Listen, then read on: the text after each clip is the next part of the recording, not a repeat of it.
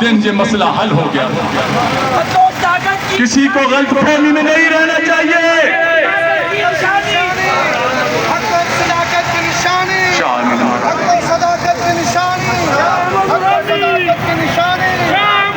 کسی کو غلط فہمی میں نہیں رہنا چاہیے کہ وہ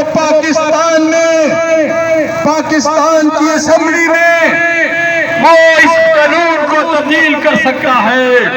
یہ قانون میرا قائد ایسا بنا گیا ہے کہ کسی کے پاس 2/3 اکثریت ہو پھر بھی وہ اس قانون کو تبدیل نہیں کر سکتا، کیونکہ یہ قانون نبی کریم صلی اللہ علیہ وسلم کی ختم نبوت پر پہرا دینے کے لیے بنا ہے.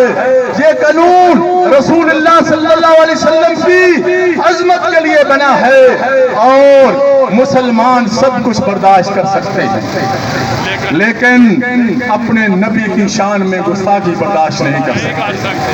فیصل آباد والوں، تمہیں تو آج فخر کرنا چاہیے.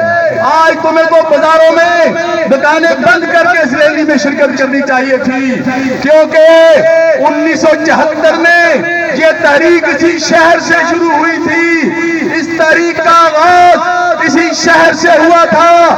آج فیصل آباد میں جمعیت علماء پاکستان فیصل آباد کے باسیوں کو ان کو اپنا ماضی یاد دلانے کے لیے گھنٹہ گھر میں موجود ہے. حضرات عزیز وقار، میرا قائد بہت بڑا کام کر گئے کہ انہوں نے پاکستان کے صدر، وزیر اعظم اور چاروں وزراء اعلیٰ کے حلف میں ختم نبوت کو شامل کروایا. ابھی بہت سا کام باقی ہے. آج جو ہمیں بار بار ختم نبوت کے تحفظ کے لیے میدان میں آنا پڑتا ہے، وہ اس لیے آنا پڑتا ہے کہ پاکستان کا چیف آرمی اسٹاف، پاکستان کی تینوں افواج کے سربراہ وہ ختم نبوت پر حلف نہیں اٹھاتے. پاکستان کا چیف جسٹس اور پاکستان کے ججز ختم نبوت پر حلف نہیں اٹھاتے. ہم یہ جدوجہد کو آگے بڑھائیں گے اور اس وقت تک ہم چین سے نہیں بیٹھیں گے جب تک پاکستان کا چیف آف آرمی اسٹاف اور دیگر ذمہ داران کے حلفوں میں ختم نبوت کا کھانا شامل نہیں ہو جاتا. حضرات عزیز وقار، آج حالات کو بگاڑنے کے لیے نئے نئے فتنے پیدا کیے جاتے ہیں، لیکن ختم نبوت کے خلاف جب بھی کوئی زبان کھلتی ہے تو پاکستان کے عوام کراچی سے لے کر خیبر تک میدان میں ہوتے ہیں.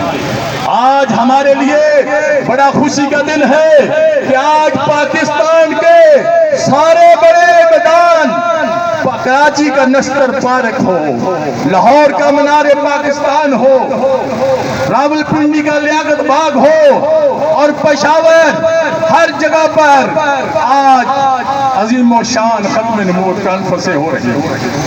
یہ ہماری کامیابی ہے اور ہمارے قائد کو آج ہر جگہ خراج عقیدت پیش کیا جا رہا ہے.